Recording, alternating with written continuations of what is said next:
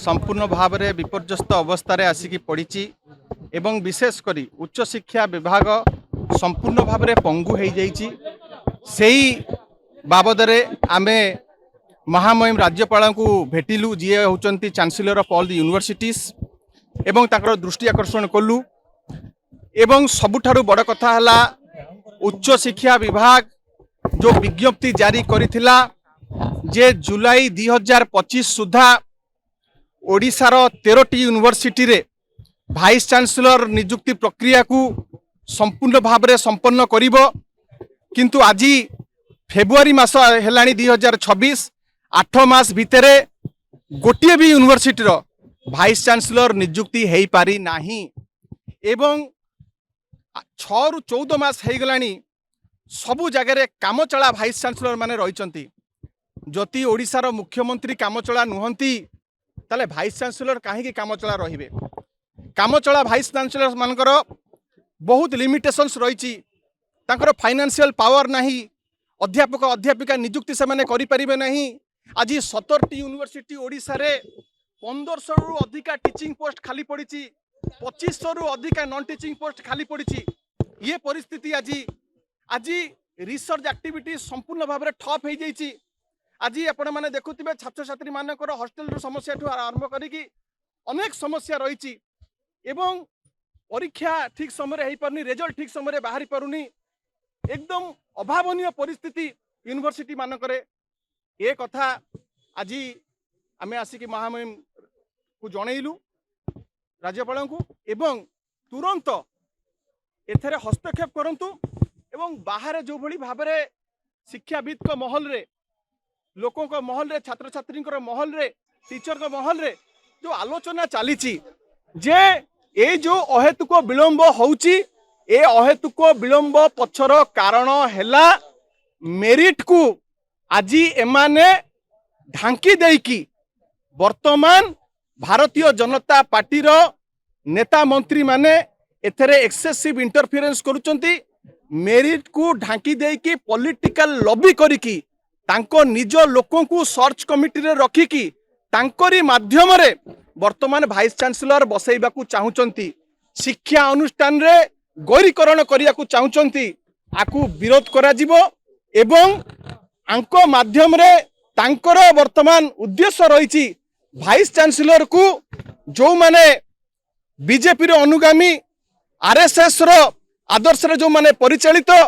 एवं जो माने एबीवी पूर्व आसीचंती सेही भलिया लोकों को भाइस चांसेलर करिकी बसैबे एवं परवर्ती समय रे जो अमेंडमेंट आनीचंती भाइस चांसेलर हेबे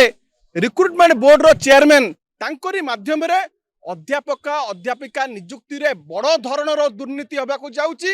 एवं सेमाने तांकरी मानसिकतार लोक मानकू अध्यापक अध्यापक नियुक्ति देबे। सेमानकर वर्तमान उद्देश्य रहउची जे merit will be overshadowed by political lobbying, जोटा को आमे करे दबा नहीं। आमे जोथि पाई कि जन सचेतनता करूचु, लोकों पाखर जाउचु, बुद्धिजीवी मानक पाखर जाउचु, ये जो पब्लिक प्रेशर पड़िबो ए प्रेशर रे से माने केबे भी ए कार्य करि परिबे ने। आमे आ उपरे तीक्ष्ण नजर रखिचु, किंतु जदि गौरीकरण कार्य करंती पॉलिटिकल इन्फ्लुएंस और आइडियोलॉजिकल इन्फ्लुएंस को शिक्षा अनुष्ठान भितर पूरा को चेष्टा करंती ताले आंदोलन मुंड टेकिबो एवं फेब्रुआरी शेष सुधा जति यूनिवर्सिटी अपॉइंटमेंट सरू नाही एवं ता परवर्ती समय रे अध्यापक अध्यापक नियुक्ति पाई विज्ञप्ति प्रकाश पाउ नाही समस्त विश्वविद्यालय एवं महाविद्यालय सामने रे जोरदार आंदोलन हो। महामहिम राज्यपाल सहित भेटिबा पाई बिजु छात्र जनता दल एवं बिजु युव जनता दलर दुईटी प्रतिनिधि मंडली आसीथिलु। महामहिम राज्यपाल दृष्टि आकर्षण कलु जो भली भाव में नवीन बाबू मुख्यमंत्री आसन रे थिबा बेले बिजु जनता दल शासन रे थिला बेले ओडिशा रे सबु बेले शिक्षा एवं स्वास्थ्य को टॉप प्रायोरिटी निया जाइतिला। दुखर विषय ए सरकार रे शिक्षा व्यवस्था धराशायी एवं स्वास्थ्य व्यवस्था रसातल को गला। विशेष करी आमे तीनोटी घटना उपरे दृष्टि आकर्षण करने को चेष्टा करितिलो। एठी 18 मास है सरकार शासन को आसिला परे मध्य विगत कोटी 14 मास कोटी 15 मास कोटी 17 मास है ओडिशा रे 13+1 ओडिया यूनिवर्सिटी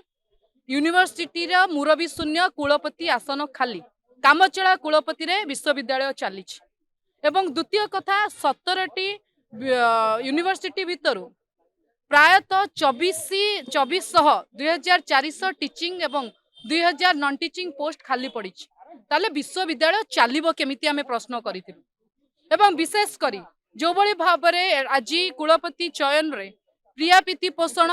बीजेपी रो आइडियोलॉजी एवं विशेष करी आरएसएस एवं संघवाद आइडियोलॉजी को प्रचार करबा पई पसेबा को धसेबा को चेष्टा करा जाउची प्रेशराइज करा जाउची चयन कमिटी द्वारा से विषय अवगत करैथिलु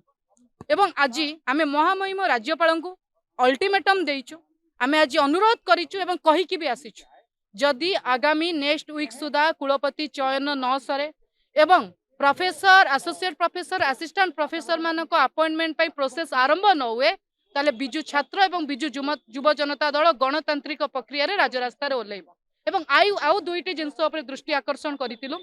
2024 निर्वाचन बेले भारतीय जनता पार्टी स्वाभिमान आदिवासी विश्वविद्यालय प्रतिश्रुति देइथिला इलेक्शन मैनिफेस्टो रे से विषय रे 2 वर्ष 18 मास पाखापाखि गला परे मध्य तीरे हेले 1% चर्चा नाही